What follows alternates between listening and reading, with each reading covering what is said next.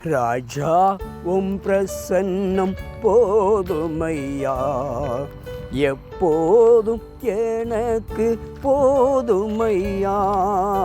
ராஜா உம் பிரசன்னம் போதுமையா, எப்போதும் எனக்கு போதுமையா.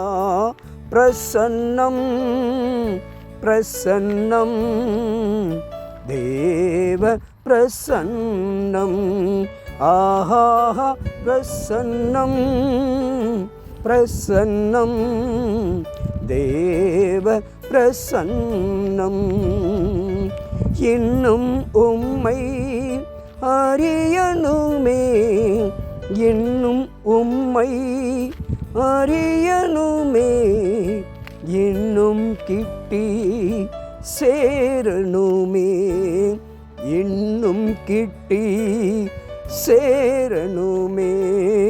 பிரசன்னம் பிரசன்னம் தேவ பிரசன்னம், பிரசன்னம் பிரசன்னம் தேவ பிரசன்னம்.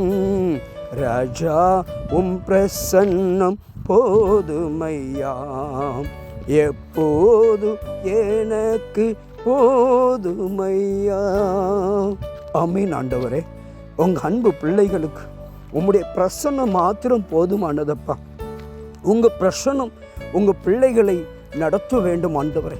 உங்கள் பிரசன்னம் உங்கள் பிள்ளைகளிடத்தில் அவருடைய வாழ்க்கையிலே ஆண்டவரே அதிகமாகி வெளிப்படுமானால் அவங்க வாழ்க்கையில் ஒரு பெரிய மாற்றத்தை காண முடியும் ஆண்டவரே.